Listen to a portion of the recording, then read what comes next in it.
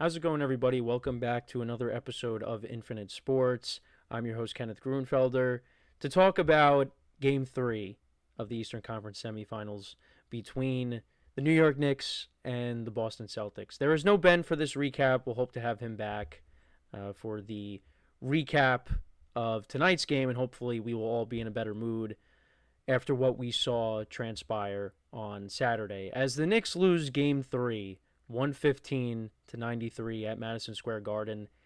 And yeah, it was just a non-competitive game from start to finish. The Knicks were never leading at any point during this game.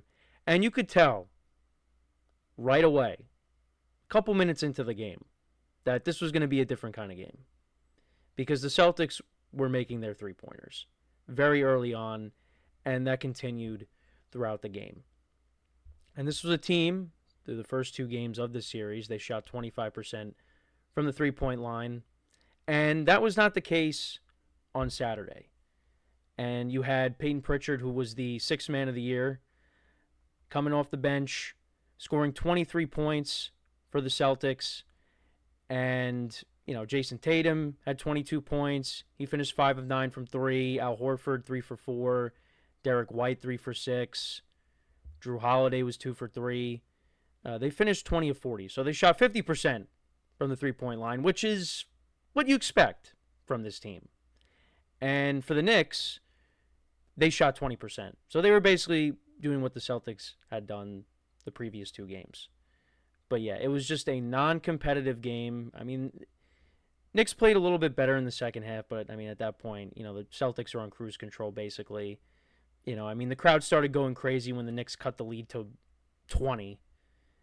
The crowd got taken out of the game very early on. And this is what you feared.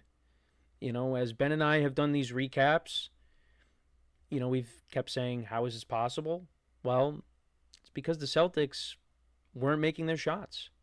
The Celtics were missing a ton of shots. When you go back to Game 2 when they had, 13 consecutive missed shots, they went about 8 minutes without scoring a basket.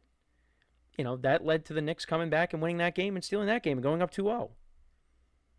It was the Celtics' inability to close out games in the first two games of this series. That's what led to the Knicks being able to come back and steal those two games in Boston. And now, it seems like the Celtics have woken up. And the Knicks still have not played a good game yet. They haven't. They went down by 20 points. We just talked about it. We went down by 20 points in the first two games. And they were fortunate to come back. And, talking about it over the weekend with some of my friends, and I do agree with this. If the game is close at the end, you trust the Knicks to come back and close it out and steal it. But there was never any point in Game 3 where you expected that to happen. Because the Celtics just took over that game and they didn't look back from start to finish. And they're just a better team. They're just a better team. And we knew this. I know there are some people out there that, you see the Knicks take a 2-0 lead, you're thinking, oh, the series is over. The Knicks got this. But that's not how I felt. I said, you know what? They're fortunate that they won these two games. And when you hear these personalities on television say, Game 3 was a must-win game for the Knicks, well, you see why. You see why. Because I fear if the Knicks lose tonight, this series is over. Celtics are winning this in 6. Now, I still kind of lean towards that way anyways, but I really will lean that way if the Celtics are able to win tonight. Because, and the thing is, the Knicks just can't keep up with that. They don't have the three-point shooting that the Celtics have. And they got too many guys that are just inconsistent. Mikal Bridges, he came alive in the fourth quarter in Game 2, but, he's not making an impact. Another guy that has not made an impact at all in these last two games, after he had a great Game 1, is OG Anunoby. What happened to him? He's been a non-factor these last two games. I'm looking for him to step up tonight. I mean, I know he's going to have a good game again in this series. But, I mean, the last two games combined, I think he's had, what, like 7 points? What's going on? So we need him to step up. I think Jalen Brunson played probably his best game of the series from start to finish, but again, that wasn't enough. I think the Celtics have done a pretty good job at limiting him until obviously the end of the games in Game 1 and Game 2. He came alive, but he's got to put together a great game as well. You need him to step up. And another thing you got to worry about, too, is the injury bug. Karl Anthony Towns was holding one of his hands in pain. So, we don't know how that's going to limit him and his impact on the game as we go along in this series. But you do worry about that. You don't want to lose him. I know he's another guy that's been inconsistent, but, he provides offense. Look, as much as people have complained with Karl Anthony Towns, I mean, you need him on the court. You need him. But that's something to keep an eye on, tonight and going forward in this series. And Hakamich was in full effect on Saturday. It was a rough watch. And there's a lot of people coming at him on social media. He posted a video on social media saying he doesn't care what people say. I mean, it's not right. I mean, we live in a world where this is common. I mean, also, something going on in baseball, too. I mean, Lance McCullers, the pitcher for the Astros, supposedly was receiving threats from people on social media because of his performance over the weekend. With the Astros taking on the Reds, he did not pitch well. It's not right. It's not right. But unfortunately, that's the world we live in. So, but yeah, back to the Knicks, though. Yeah, Hakamich was in full effect. And they're going to keep doing it. They're not going to stop. I mean, Mitchell Robinson, at times did make his free throws, some of them, but it's far and few between. And it's just, we're riding on this high after these first two games, and you don't want it to end. You're waiting for that other shoe to drop. Well, I was. And that shoe dropped. Now, does that mean that the Knicks are just completely done? No, realistically, no. In my world, again, I'm leaning towards that side, that they're done. Because, again, I just think when you see how the Celtics are shooting the basketball now, and I know it's one game, but this is who the Celtics are.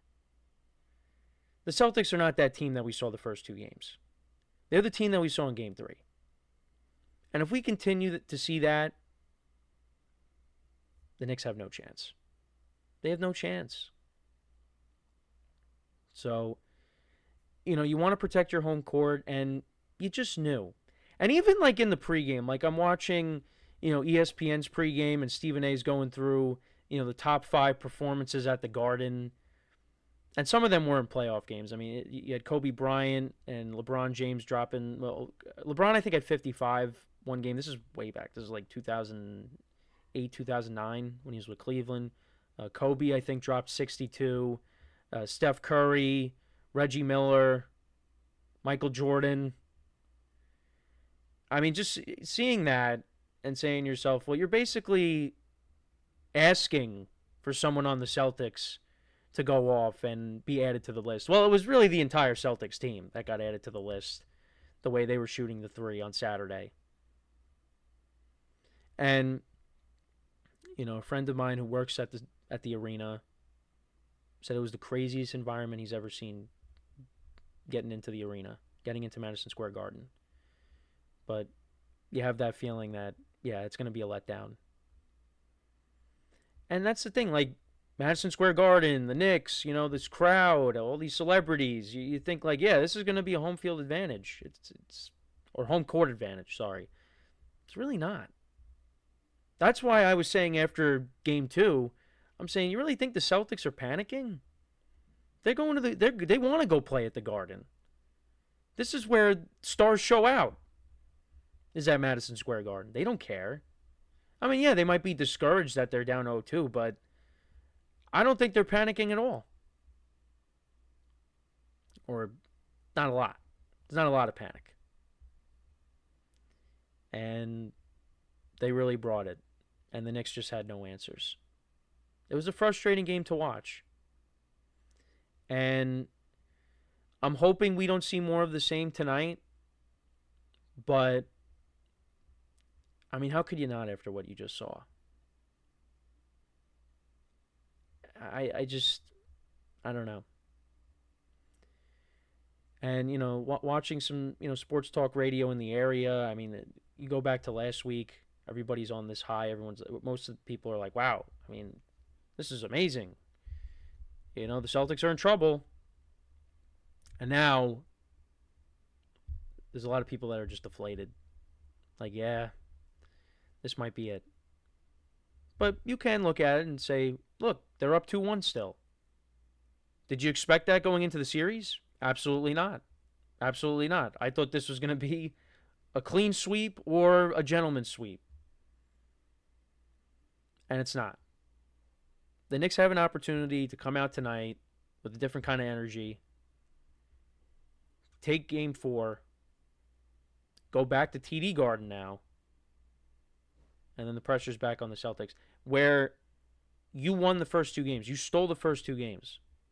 So people kind of like, hey, the Knicks took the first 2 on the road. Let's see them do it again. But we got to get through tonight.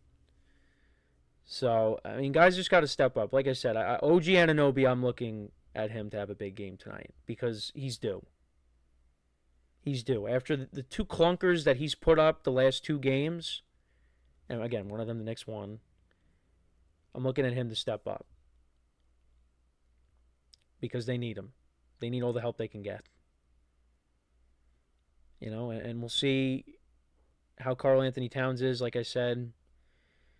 The Knicks got to try to keep this close. Because to an extent, you do trust them. If it's a close game, you trust them at the end of a game with Jalen Brunson to close it out, get it done, and get the win. I agree with that. But but the game has to be close, right? If the game's not close, they're not going to pull off another 20-point comeback. I mean, this game, it got to as much as, 32, 33 points? I mean, the final score doesn't really show you how the game actually was. I mean, final score ended up being a 22-point deficit, 22-point loss. But, it was really like 30-plus. Yeah, look, I was enjoying these first 2 games. It was great. But reality might be starting to set in now. And it's been such a long time since a New York team has beat a Boston team in a series in the playoffs. Like, Boston has owned this rivalry in recent memory. And they win championships. New York doesn't. Yes, you could include the Liberty, obviously, if you want. But, when you're talking about the 4 major sports, it's been a while, and teams have gotten close. The Rangers, the Yankees last year. The Mets got to a World Series in 2015, which is going on 10 years, which I can't even believe how long ago that was. But, yeah, and the football teams, it's been rough. With the Nets, when they got Kevin Durant and James Harden and Kyrie Irving, you thought, is it going to be them? And maybe if Kevin Durant's foot was a little bit smaller, maybe.